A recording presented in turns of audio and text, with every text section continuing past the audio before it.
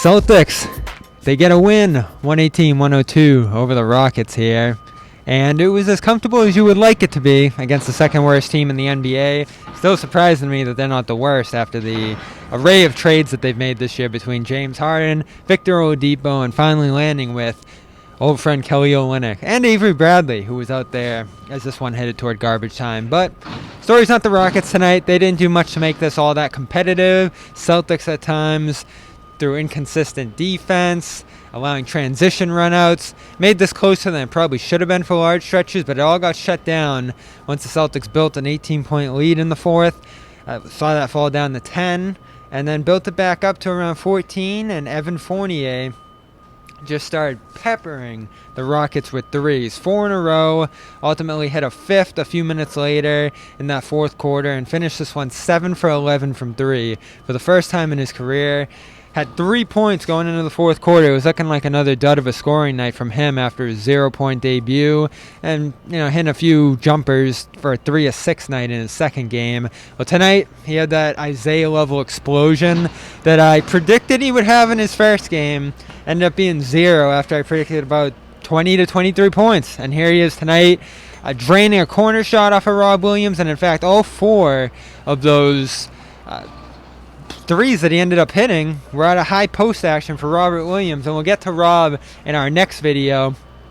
But his ability to get off the ball, catch and shoot, it wasn't his strength in Orlando. He only shot 36% from 3 in those situations this year. He was on the ball a ton, dribble creation, pull up. That was his game. Now playing around the Celtics, he's not going to get that same level of ball time. He's not going to, be running 10 pick and rolls a game. He's going to be getting a ton of catch and shoot opportunities, and tonight he knocked those down at a rate that the Celtics haven't had in an off-ball guy in quite some time. Like, Marcus Smart comes and goes in that role. Early in Tatum and Brown's career, they were reliable off-ball guys for Kyrie Irving and others. Al Horford playing the high post. Now Fournier, if he can catch and shoot those plays off Rob Williams' high screen, pass, above the arc creation opportunities, and be a kick-out guy for Tatum and Brown. Celtics ultimately, story of this game was they gave themselves some rhythm on threes. They finished this one 41% from outside, hit a ton of threes. They knocked down 4 straight to begin this game, and then end it just crushing balls from 3. And so the topic has come up over the last few games. The Celtics shooting too many threes. Are they over-reliant on threes? I do think, given their personnel, that they are a jump shooting team, and that is where their offense is going to come from. But if you can give yourself rhythm threes through movement, 11 shots that the Celtics made to begin this game, 10 were assisted. The ball movement was just impeccable tonight throughout pretty much all of this game. And again, it's Houston. You take some of it with a grain of salt. But that's a team that has defended this year. They haven't scored, they've defended.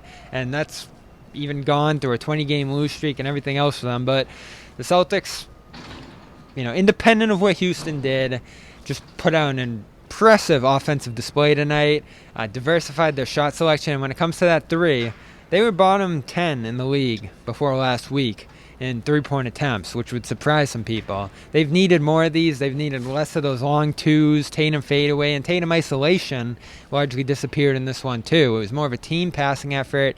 A few guys with 8 assists. Rob finishing with 8 assists, and we'll get to him in our next Garden Report. As I said, his role in this one was pretty defined and crucially important. So Evan Fournier, 23 points. Celtics win this one 118-102. Next game is the Charlotte Hornets on Sunday, and Gordon Hayward sprained his right foot tonight. So, of course, another return to TD Garden is in doubt. That wraps this Garden Report. I'm Bobby Manning. I'll be here again on Sunday and in round 2 of this video. So check out our Celtics postgame show. Check out the Garden Report segments that followed that show, as well as our website, clnsmedia.com, our Twitter, CelticsCLNS, and our YouTube channel, Celtics All Access. Please subscribe to that as well. I'm Bobby Manning, and we will see you in the next video.